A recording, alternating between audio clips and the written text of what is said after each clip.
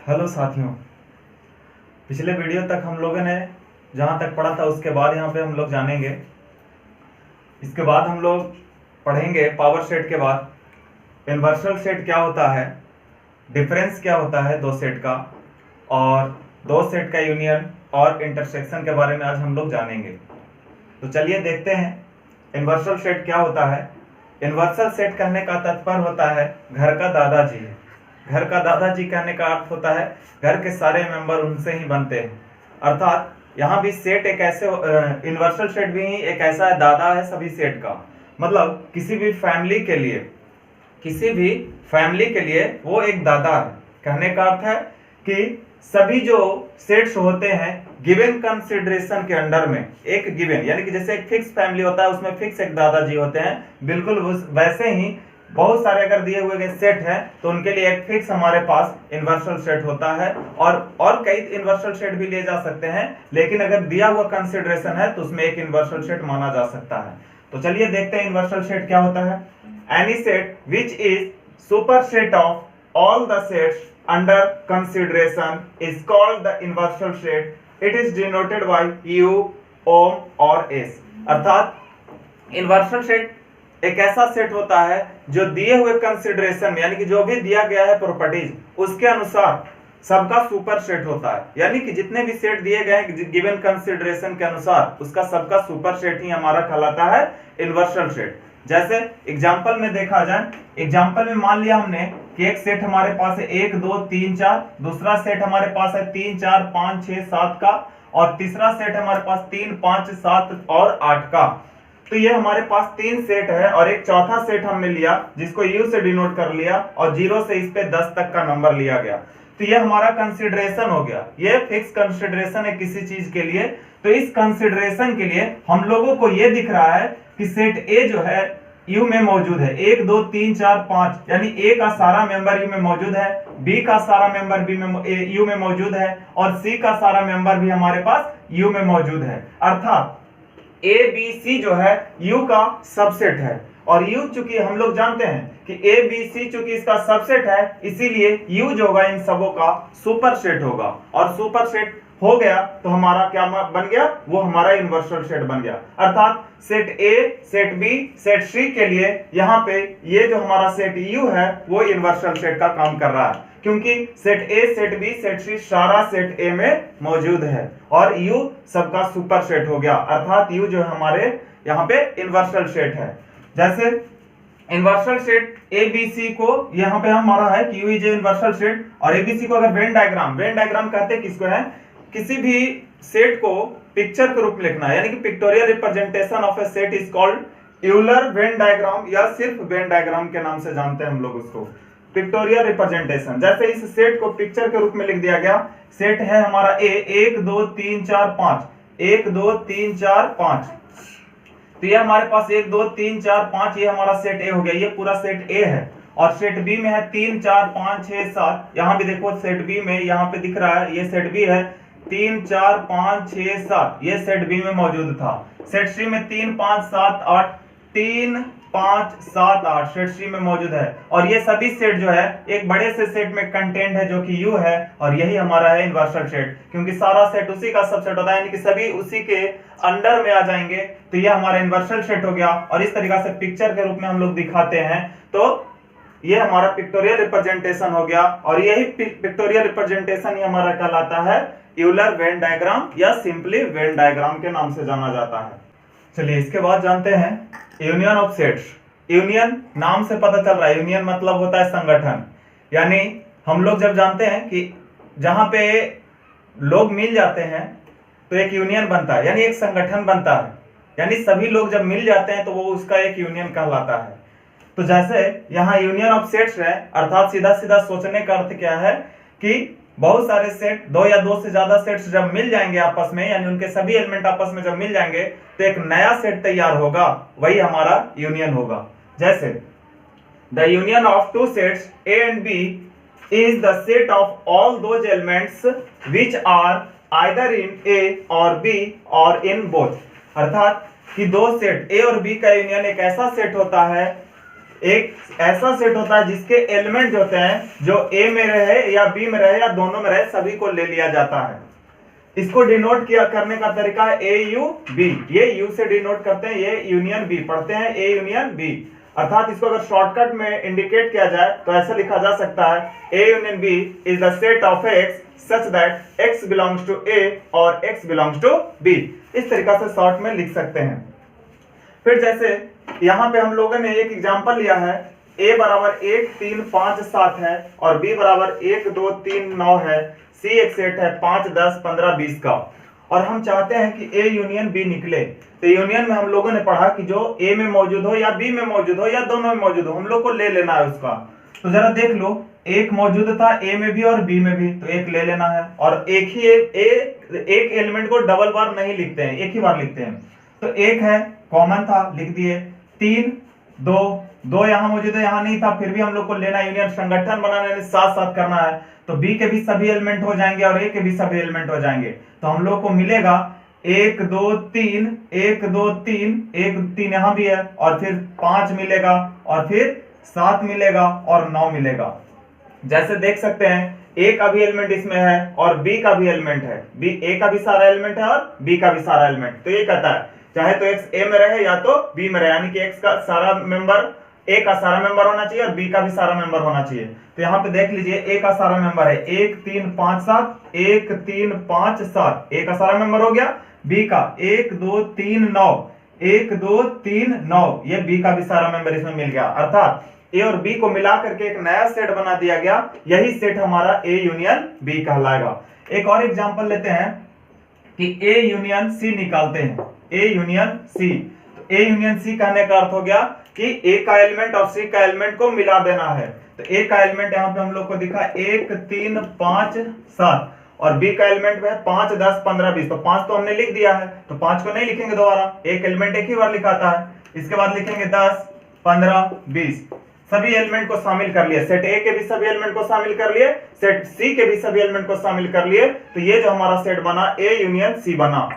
ए का भी सारा एलिमेंट मौजूद है 1 3 5 7 और बी का भी सारा एलिमेंट मौजूद है, सी का भी 5 10 15 20, ये यहाँ पे दिख रहा है। इसके बाद अगर एक और लिखे हम लोग A union B union C, यानी तीनों सेट का यूनियन निकालना चाहते हैं।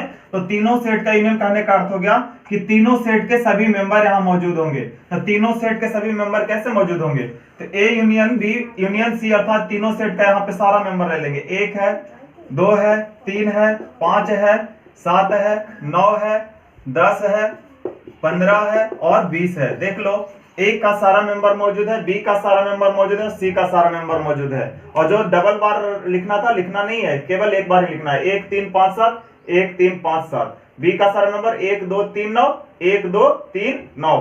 सी का सारा मेंबर 5 10 15 20 5 10 15 20। यानी एबीसी के तीनों सेट्स के सभी मेंबर को लेकर के एक नया सेट तैयार कर दिया गया है। इसको मान लिया जाए डी, एक नया सेट तैयार कर दिया गया तीनों को लेकर के, तो ये इसका यूनियन कहलाता है। अब आते हैं इंटरसेक्शन पे। इंटरसेक्शन सेक्शन अर्थात इसको एक मिनट, इसको एक अगर फॉर्म से दिखाया जाए तो इसका अर्थ हो जाएगा अगर ए है बी है तो यूनियन को अगर डायग्राम से दिखाया जाए तो ये भी होगा और ये भी होगा, अर्थात दोनों को कलर करना होगा। चलिए देखते हैं इंटरसेक्शन में। Intersection of two sets, intersection of two sets A and B is the set of all the elements which are common in A and B. अर्थात जो दोनों में कॉमन है, यहाँ पे हम लोग सभी एलिमेंट को ले लिया था, ए और बी के सभी एलिमेंट को ले लिया था, लेकिन इंटरसेक्शन क्या कहा कि दोनों सेट के कॉमन एलिमेंट से जो बने होते हैं सेट, उसको हम लोग इंटरसेक्शन कहते हैं। तो जैसे ए इंटरसेक्शन सी निकालते हैं, ए यहाँ है और सी यहाँ है, बी यहाँ है, तो ए इंटरसेक्शन बी हमारा क्या हो जाएगा जो दोनों में कॉमन है। तो सेट ए और सेट बी में कॉमन क्या दिखा हम लोगों को? 1 दिखा दोनों में कॉमन, तो 1 ले लिया हमने। 3 दिखा कॉमन, यहाँ पे दोनों में था तो 3 ले लिए, और कोई भी कॉमन दिख नहीं रहा है और बी में। तो जो कॉमन एलिमेंट से एक नया सेट बनता है वही सेट हमारा कहलाता है इंटरसेक्शन।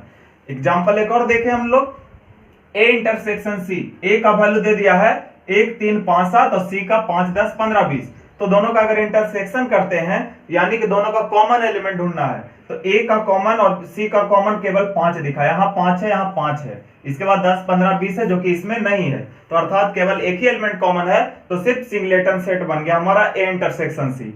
एक और एग्जांपल है बी इंटरसेक्शन सी, बी और सी का इंटरसेक्शन निकाले तो दोनों में हमको कॉमन ढूंढना होगा, तो यहाँ पे दिखा कि दोनों में कोई एलिमेंट कॉमन नहीं है, यहाँ 1 2 3 9 था, यहाँ 5 10 15 20 है, दोनों में कोई एलिमेंट कॉमन नहीं है, तो इसीलिए कोई एलिमेंट कॉमन नहीं है, तो वो हमारा हो जाएगा फाई अर्थात नल सेट, कोई भी सेट इसमें कोई भी एलिमेंट नहीं है, इसलिए इसको हम लोग कहेंगे नल सेट। नेक्स्ट जानते हैं डिसजॉइंट सेट। डिसजॉइंट सेट क्या होता है? Two sets A and B are said to be disjoint if they have no common element, अर्थात दो सेट जिसमें कोई एलिमेंट कॉमन नहीं होता है, और जब कोई एलिमेंट कॉमन नहीं होगा तो दोनों का इंटरसेक्शन फाई होगा, क्योंकि हम लोग जानते हैं इंटरसेक्शन जो होता है वो कॉमन एलिमेंट का ही होता है एक सेट, तो कॉमन एलिमेंट होगा ही नहीं, इसका मतलब दोनों का इंटरसेक्शन हो जाएगा फाई, अर्थात दो सेट को हम लोग डिसजॉइंट तभी कहेंगे जब दोनों में कोई कॉमन एलिमेंट नहीं होगा, अर्थात ए इंटरसेक्शन बी जो होगा फाई होगा, तो ए और बी दोनों डिसजॉइंट कहलाएगा। जैसे यहाँ 1 3 5 एक सेट ए लिया गया, एक सेट बी लिया गया, 2 4 6, और इस तरह से दोनों में कोई कॉमन एलिमेंट नहीं दिखा, तो इसलिए ए इंटरसेक्शन बी हो गया फाई, इसलिए ए और बी यहाँ पे हो जाएंगे हमारा डिसजॉइंट सेट। लेकिन जब एक दो से ज्यादा सेट लिया जाए जिसमें कोई एलिमेंट कॉमन ना हो, दो या दो से ज्यादा सेट जिसमें कोई एलिमेंट कॉमन ना हो, तो उसको कहा जाता है पेयर वाइज डिसजॉइंट। उसको क्या कहा जाता है? Pair wise disjoint. जैसे ए बी सी 3 सेट है, तीनों में कोई कॉमन एलिमेंट नहीं है, अर्थात ए बी सी जो है पेयर वाइज डिसजॉइंट है। पेयर वाइज डिसजॉइंट, पेयर लेकर के कोई भी दो के पेयर बनाएंगे तो वो कॉमन नहीं देगा, अर्थात वो पेयर वाइज डिसजॉइंट कहलाएगा। इसके बाद है difference of two sets. The difference of two sets A and be in this order is the set of all those elements of set A which are not in B, अर्थात A और B का difference अगर इसी order में लिया जाए A minus B, अर्थात इसी ऑर्डर में लेने का अर्थ है A माइनस बी लिया जाए, तो वे सारे एलिमेंट A के होते हैं। A और B का डिफरेंस जो होते हैं वो A के एलिमेंट होते हैं जो B में मौजूद नहीं होते हैं, अर्थात A माइनस बी एक ऐसा सेट होता है जिसमें सभी A के एलिमेंट होते हैं, लेकिन कौन सा एलिमेंट जो B में मौजूद नहीं है। जैसे एग्जांपल देखा जाए तो एक A में लिख दिया हमने 1 2 3 5 6, और B में लिख दिया हमने 2 3 6 9, तो इसमें हमने देखा कि A माइनस बी जब निकालेंगे A माइनस बी, तो A माइनस बी जो मिलेगा हम लोगों को क्या मिलेगा? देखिए A माइनस बी जो मिलेगा, A का एलिमेंट लेना होगा हम लोग को, इसमें A माइनस बी का अर्थ हो गया A का वे सारे एलिमेंट जो B में मौजूद नहीं है। तो A के कौन से एलिमेंट है जो B में मौजूद नहीं है? तो पहले कॉमन एलिमेंट ढूंढते हैं, तो 2 है, 3 भी है और 6 है, अर्थात A का 2 3 और 6 था जो B में मौजूद था, तो कौन नहीं मौजूद है वो होता हमारा डिफरेंस। A का वे सारा एलिमेंट जो B में नहीं था, तो B में नहीं कौन कौन था? 1 और 5, तो इसलिए हमारा A माइनस बी जो यहाँ निकला 1 और 5 निकला। लेकिन अगर B माइनस से करते हैं तो यहाँ अर्थ दूसरा हो जाता है, क्या होता है? वे सारे B का एलिमेंट जो A में नहीं है, तो B का एलिमेंट जो A में नहीं था, तो 2 3 6 तो A में था, लेकिन 9 A में नहीं है, अर्थात B का वह एलिमेंट जो A में नहीं है, अर्थात B माइनस से बराबर हो गया केवल 9, क्योंकि 2 3 6 इसमें मौजूद था, 9 नहीं था, इसलिए 9 हो गया हमारा आंसर B माइनस ए। इससे पता चला A minus B B minus A के बराबर यहाँ पे नहीं होगा। कॉम्प्लीमेंट ऑफ सेट क्या है? The complement of set A is the set of all those elements of the inversal set which are not the element of A. It is denoted by A dash or A to the power C, अर्थात किसी भी set का complement इनवर्सल set का वे member होता है जो उस set में मौजूद नहीं होता है। जैसे हमने यहाँ इनवर्सल सेट को माना 1 से 10 तक का नेचुरल नंबर का सेट माना, 1 से 10 तक के नेचुरल नंबर का सेट को हम लोग यहाँ पे इनवर्सल सेट मान रहे हैं, और सेट A जो है 1 से 10 तक के इवन नंबर का सेट माने हैं, अर्थात 2 4 6 8 10 को A माना हमने, तो हमारा जो इसका ट्रांसपोज होगा, ये कॉम्प्लीमेंट होगा, A का कॉम्प्लीमेंट जो होगा A डैश से या AC से सूचित करेंगे, अर्थात A का जो यहाँ पे हमारा कॉम्प्लीमेंट मिलेगा वे क्या मिलेगा? यूनिवर्सल सेट का वे मेंबर जो ए में नहीं था। तो ए में नहीं था कौन था? 1 3 5 7 9, क्योंकि इवन नंबर में ए है, ए जो है इवन नंबर का सेट हो गया, तो उसका जो कॉम्प्लीमेंट होगा वो ऑड नंबर का सेट हो जाएगा। क्यों? क्योंकि इवन नंबर में हमारा ऑड नंबर नहीं आता है। तो 1 3 5 7 9 ए में नहीं था, जो सभी यूनिवर्सल सेट के सारे मेंबर को इसमें इंक्लूड कर लिए, तो हमारा जो नया जो सेट बना ए डैश, वही इसका ए का कॉम्प्लीमेंट कहलाएगा। अगर कुछ प्रॉपर्टीज की बात किया जाए तो यानी पीछे हम लोग जो पढ़े डिफरेंस, वही से बन जाएगा कि ए डैश जो होता है क्या होता है? यू माइनस ए, यानी यू का वे सारे मेंबर यू माइनस ए होता है। यू का वे सारे मेंबर जो ए में नहीं मौजूद है, कौन किस में मौजूद होगा? ए डैश में मौजूद होगा। अर्थात यूनियन और उस सेट का डिफरेंस, यानी यूनिवर्सल सेट और सेट का डिफरेंस से जो सेट बनता है, इस सेट के लिए कॉम्प्लीमेंट कहलाता है।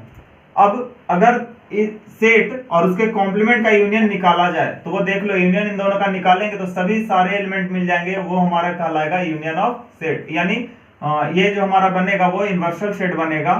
लेकिन जब दोनों का इंटरसेक्शन निकाला जाए, इंटरसेक्शन निकालने के बाद ये पता चल रहा है कि दोनों में कोई एलिमेंट कॉमन नहीं है। तो इस तरीका से कि अगर ए और ए डैश, यानी कि ए और ए का कॉम्प्लीमेंट का इंटरसेक्शन निकाला जाए तो फाई आएगा, और ए डैश का यूनियन निकाला जाए तो यूनिवर्सल सेट आएगा। उम्मीद करते हैं आपको ये क्लास अच्छा लगा होगा। अगर आपको ये क्लास अच्छा लगे तो अपने दोस्तों के साथ शेयर करें।